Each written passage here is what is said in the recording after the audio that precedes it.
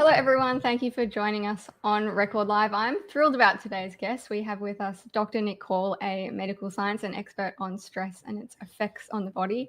And Nick has worked with the FBI, with Microsoft, with National Geographic, and the one and only Advent Health.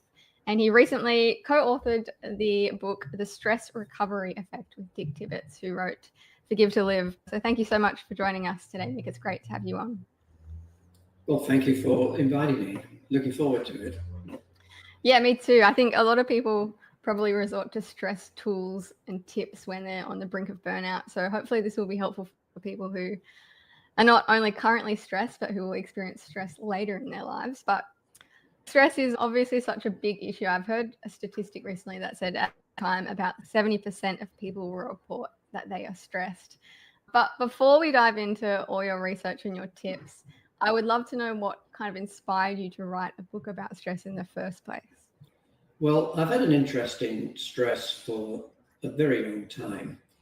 I had a summer job when I was a teenager, which happened to be wrestling alligators and milking rattlesnakes at a tourist attraction in South Dakota, in the Black Hills of America. And it was obviously a stressful occupation. We did get bitten occasionally, those of us who did this. And it was the realization when the rattlesnake is shaking its tail that it was not a warning. It was actually the equivalent of a human's hand trembling with fear. Because we stand erect, it turns out they were more frightened of me than I was of them. And I was just curious about that.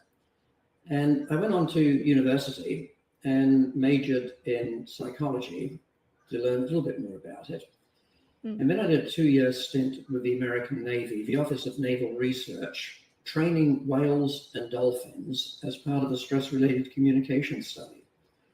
And I've always done things that have been a little bit risky. Led an expedition with the National Geographic in the West Indies, was down in Grenada when the revolution broke out in 1979, St. Vincent when the volcano erupted, and then when the American invasion took place, and actually seemed to rather enjoy it. It was, I'm reluctant to use the word fun in situations that were a bit dicey, but nonetheless, we really enjoyed it. And what I realized is that I just naturally had acquired the ability to just handle it, not let it interfere with what I had to do at the moment. And eventually met up with Dick Tibbets, who has been official and administrator at Advent Health for many, many years. That was his profession. And we realized that he was dealing with stress in the workplace. Nobody goes into a hospital voluntarily. They go in there because things have changed in their life. Healthcare workers are under a lot of stress. So he was interested in it from that perspective. I was interested in it from having worked in stressful occupations. And we were actually asked by Advent to write this book.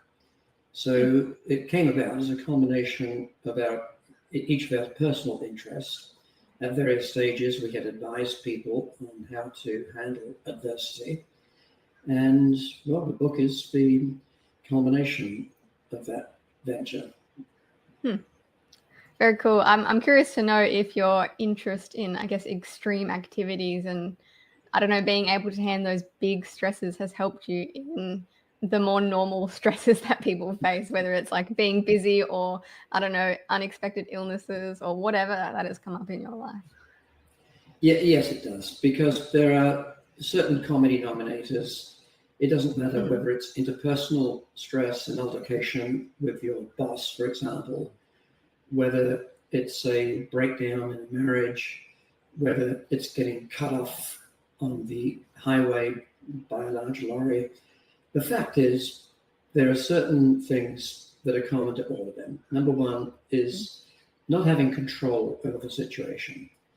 Another factor is the inability to predict when is this going to be over, and then lacking any sense of optimism that things will ever get better.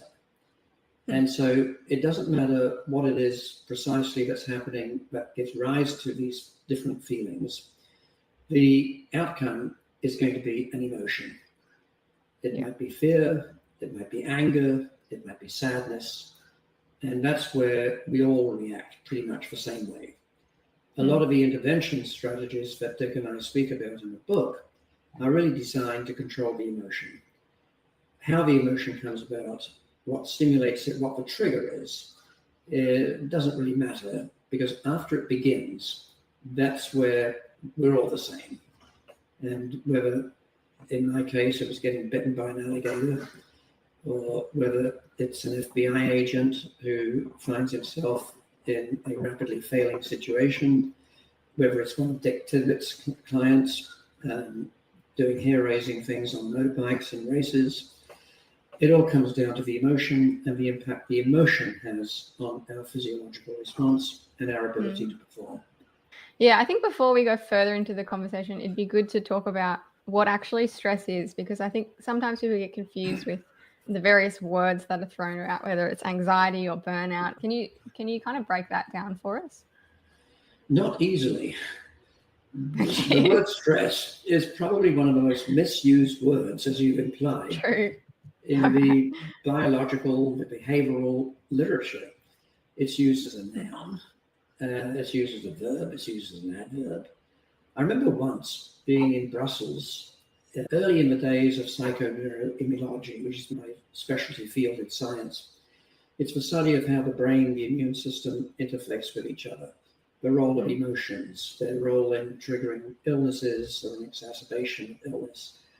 And one of the first things that happened, people from all over the world were at this convention, and the convener of it said, all right, let's start out by coming up with a definition of stress that we can all agree to. Well, the physicists there said, well, it's the pressure on an airplane wing or the bridge abutment, it's the physical strain that you experience. And the psychologist said, well, no, we think in terms of depression, anxiety responses.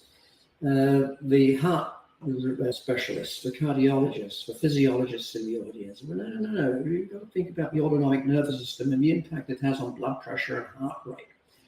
And we probably wasted at least 20, 30 minutes arguing over how it should be defined. The convener, in exasperation, finally threw up his hands. He said, look, let's just leave it at this.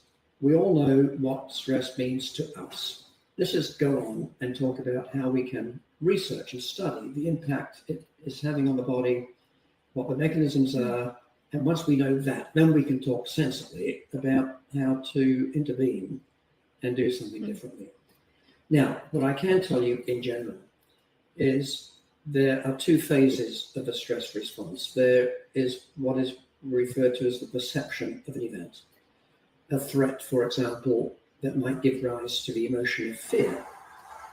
But that perception is now going to give rise to an emotion, and that emotion in turn is going to increase your heart rate, your blood pressure. It's going to cause an outpouring of various chemicals, cortisol, epinephrine, for example. And then these things are going to feed back to the brain and potentiate the whole thing. Now, so there's a perception of the event, the trigger, what gives rise to it, and then there's the physiological response.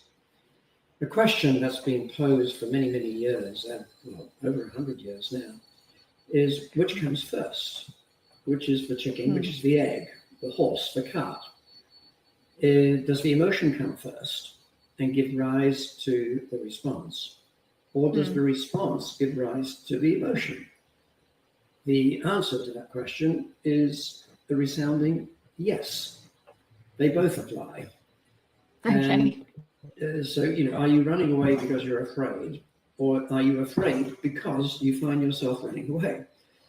And it turns out, as I said, there's that initial perception of a threat, but then the changes that occur within the body, the physiology itself, the biology, these feed back to the brain, and they potentiate the whole thing. So you have this vicious circle going on.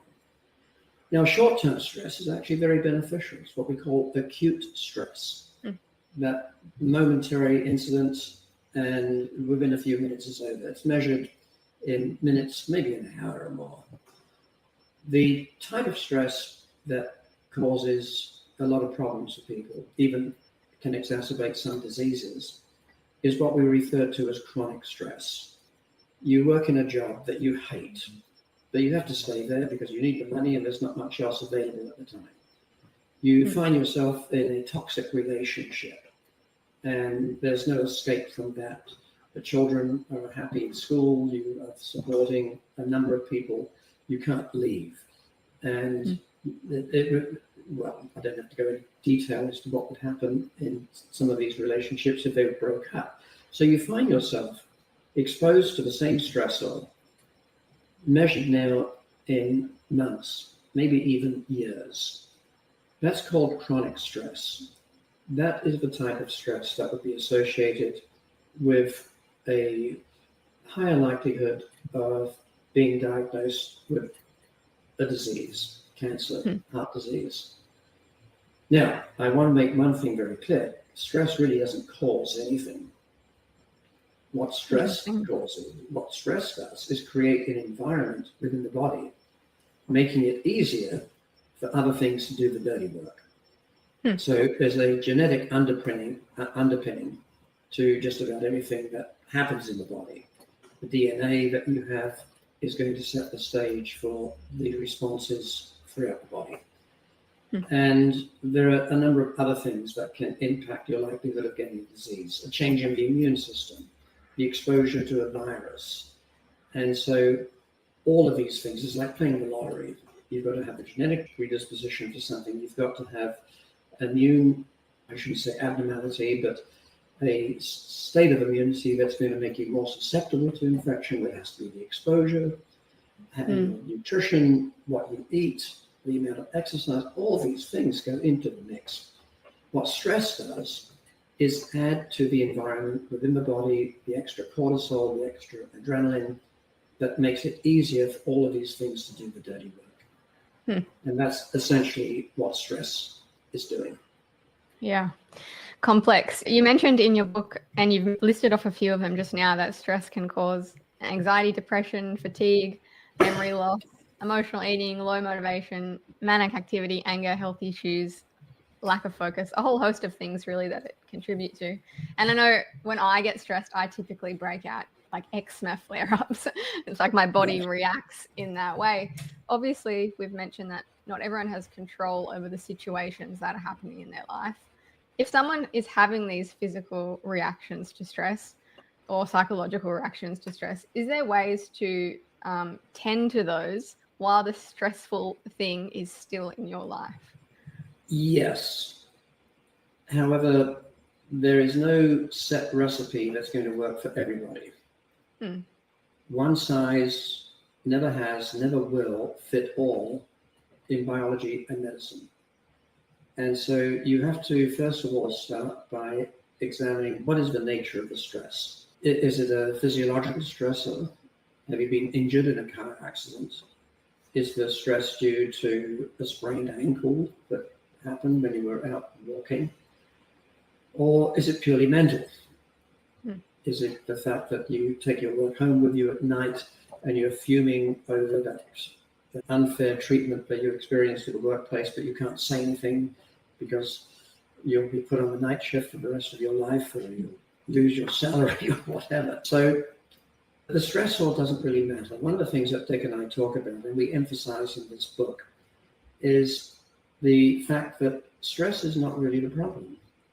We tend to label stress as being something bad. We've got to get rid of it. And there are ever so many books out there proclaiming that if you follow this advice, you can eliminate all of these stresses that's causing you problems, and they will melt like a snowball on a hot stove. Well, first of all, you've got to realize that stress is, I don't know, you're going to be surprised to hear this, it's good for you. You've got to have a certain amount. And it starts when we're born. It's the stress of being born, the head being crushed in the pelvic canal, the body being squeezed in there, coming out of this nice, tranquil environment, not a care in the world. And all of a sudden you lose your lungs for the first time, you scream out, you start crying, and that triggers the operation of the lungs.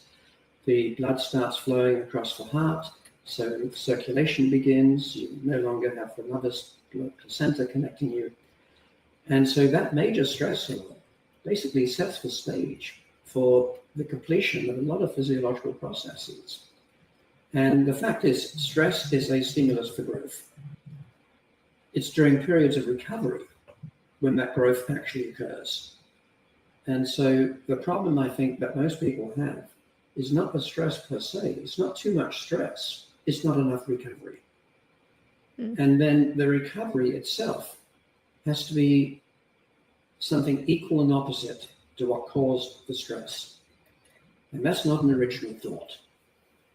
So Isaac Newton, third law of thermodynamics, for every action there has to be an equal and opposite reaction. That's all I'm saying.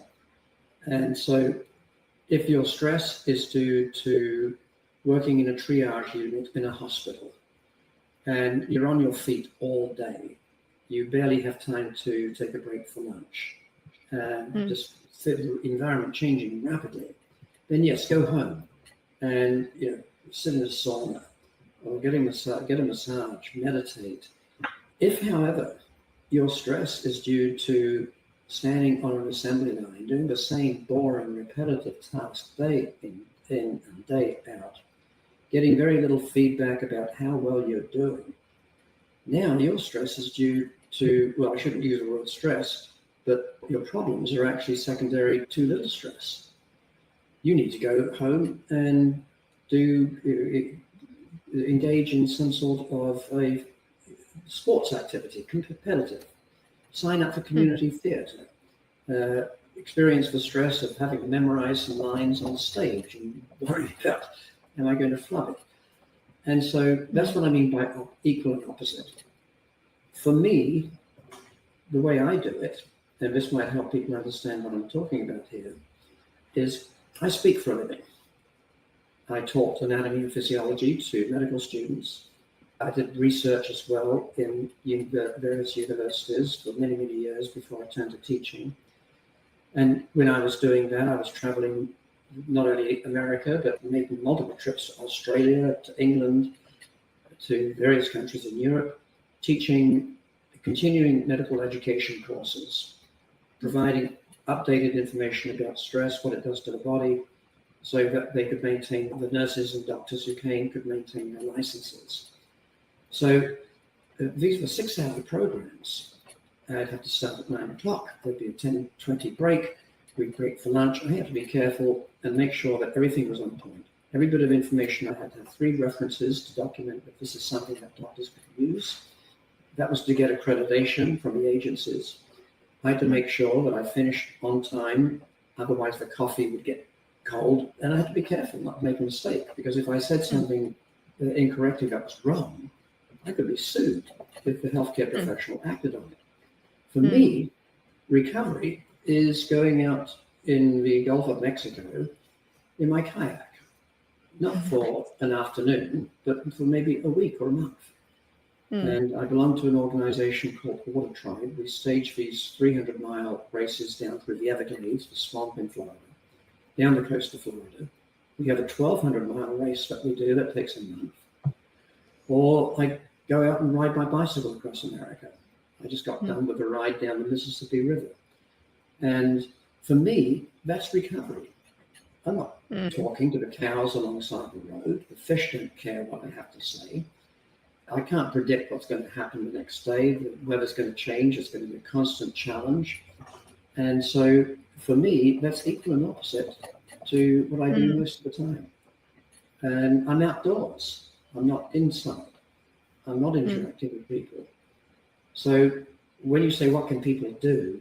It's going to be highly variable. And that's why in the book, we don't talk about a specific recipe. Rather, we treat it as a menu in a restaurant. And, these are the things that you can do, that you can pick from, depending upon your temperament, your lifestyle, what fits into your schedule. And we also divide it into those things that you need to be able to do to deal with the stress immediately. Let's nip this in the bud before things escalate. versus those things that you can do to build up your resilience. So it's less likely that when a stressor occurs that you will unravel at the seams. Yeah, okay. So what I'm hearing is there's certain things you can do to kind of counter that stress in your life. So for you, kayaking, or maybe for someone that's running or gardening or whatever it is. And then there's certain things we can do to build resilience for when stressful events come up. Okay, cool. What might some of those resilient things look like then? Is that like lifestyle choices? You mentioned emotional eating. Hmm. And that's, it really is a tricky subject, because we know that certain foods, and not just highly processed foods, which are very good at this, will actually make you feel good. For example, a lot of people, when they've had a really rough day, will be more likely to select a meal that is high in carbohydrates. My headquarters are at a place called Saddlebrook Resort near Tampa, Florida. And the chefs, the managers were always paying attention to what people were ordering on the menu. And there would always be a certain number of entrees that were protein-based. And then there'd be another set of entrees that were pasta and carbohydrate-based. And one of the things we noticed is that during times of stress, when the World Trade Towers, for example, were attacked, during the Great Recession, COVID, during these times, more people wanted carbohydrates. And of course, the Chevet restaurant, 4 restaurants on property, they would adjust the menu to make sure that they had what people were asking for. During COVID, I know at the university, the students were really stressed out. They had to start taking classes online because they couldn't go into the same room. And there was a grocery store adjacent to the campus. And you couldn't buy ramen noodles. They just ran out of all the spaghetti and anything that was carbs. Well, here's why. There's a chemical in the brain called serotonin. It's a neurotransmitter. And when it drops down below a certain level, it can result in depression. There are serotonin reuptake inhibitors. Prozac is a prime example, one of the first, which they don't really increase production of serotonin, but they prolong the amount of time the transmitter can remain at the receptor and do its thing. And so the precursor is tryptophan, another what's an amino acid. So you've got to get the tryptophan into the brain in order to be converted into the serotonin. So what carbohydrate does is changes the physiology in such a way, making it easier for the tryptophan to get into the brain. Now you've got to have a little bit of protein, and that's the source of the tryptophan. Now, sorry I went into a little bit of detail, probably more than your listeners are really interested in, but I wanted to say that so you know that I'm not making this up. It was Dr. Richard Wortman at the Massachusetts Institute of Technology who did exquisite experiments in laboratory animals showing how the ratio of 90% carbohydrate to 10% protein is exactly what you need. They've written a number of books. His husband and wife team. She's a neuropharmacologist and he's a neuroscientist. And they came up with recipes for people. So you think, spaghetti and meatballs, or spaghetti and tofu, or if you're a vegetarian. There are protein sources and vegetables as well as animals. So you can pick and choose. But that ratio is what you need to increase your serotonin. And they're sometimes referred to as comfort foods, because that's what people turn to under stress, which is what the chefs at the restaurants I was talking about have discovered. Yeah. We know the science behind it. Now, highly processed foods, they're awful. And the reason is because they contain chemicals that stimulate pleasure receptors in the brain and release, it's another dopamine which they activate. And so you feel good. And so you want to eat more and more. And if you're feeling depressed, that's the type of food you're going to overdo. and they're often sugary foods. It's a real problem. They're really the trigger of the obesity epidemic, not only in America, but I think it's taking off around the world. Yeah, we'll definitely get more into practical stuff in the next episode. For anyone who is watching, we're going to do 2 episodes with Nick. But I want to move on to, you talk about in your book about the different kinds or the different types of stress. And you mentioned that there's psychological stress, relational stress, and spiritual stress. Now, this is a podcast where we talk about faith a lot. So I'm kind of interested in that spiritual stress element, because I feel like psychological and relational kind of makes sense. But what are you referring to when you talk about spiritual stress? Is that like people who have doubts? Is that unanswered prayers? Is that people who are picking apart their ideas or their beliefs? What is that?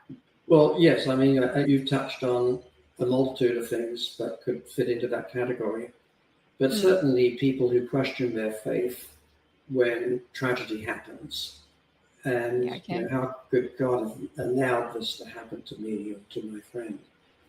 And so that sort of thing. And I think religion plays a very important role in especially the ability to handle adversity.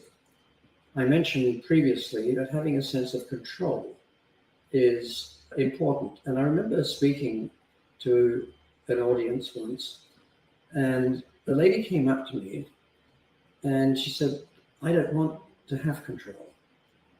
I want the doctors to make all the decisions for me. I'm afraid that if I make decisions about, she had cancer, if I'm given options, I might choose the wrong one. I want somebody else to tell me what to do. And it was the first time I'd had that response. But I started thinking about it, and especially in the context of religion. And I realized that you may not want control. In her case, she wanted her doctor to have control. But in other cases, knowing that a higher power has control can actually be the source of that control that prevents a person from feeling helpless. So I think that a person who would start doubting that, if that's what they've been relying on for most of their life, if they were raised in an environment where that was the theology, then yes, that could be a major source of stress for them. Yeah, I know some people find themselves in stressful situations or difficult periods of life where they're constantly praying and don't get any answers, and people keep telling them, give it to God, don't worry about it. But I feel like the stress can heighten as time goes on and they don't hear responses. But in your research, has faith helped people deal with stress in better ways, or has it helped them to cope better? Well, a lot of people have approached this from the standpoint of looking at the correlation between prayer and prayerfulness and longevity, as well as disease outcome. And I know that Advent Health, for example, has a very large department of chaplains. And I think that obviously they wouldn't be doing that unless they saw positive outcomes. The problem is, how do you subject this to experimental analysis? Because each person is slightly different. There are different religions, there are different circumstances. And so there's definitely a correlation between prayer, prayerfulness, religiosity, the rituals associated with attending church, and improved outcomes. But you could argue that, well, only healthy people can make it to church. Maybe that's why people who are religious are healthier. That would be a correlation. Showing cause and effect is tricky. My opinion is, if something works for people, as it clearly does, who cares how it works? Is it through divine intervention? Is the belief that a higher power is helping to give the person a sense that they're doing something that they are confident is going to help? It doesn't really matter. I firmly believe that absence of evidence should never be construed as evidence of absence. And just because we're not clever enough to design the experiment to show definitively, yes, there's a cause and effect here, doesn't mean that it doesn't exist. One of these days, we may have the technology, the ability to show that. So I firmly believe that if it works for somebody, then it doesn't matter how. And I think that enough people in certain communities who do engage in a lot of prayerfulness, Loma Linda, California, they're some of the longest lived people on the planet. It's one of a handful of communities around the world where the life expectancy far exceeds the average. And that's one of them. Well, that's about all we've got for this conversation. But like I said, we've got part 2 of this conversation coming where we'll be looking at more practical things and answer questions that people have sent in about stress. If you found this episode helpful, please share it with your friends and families. And if you've liked what you've heard so far, we have a special offer for you. You can grab a copy of The Stress Recovery Effect from the adventistbookcenter.com.au and use the code RECORDLIVE for 10% off your order. So thank you again, Nick, and we will talk to you again soon. Thank you.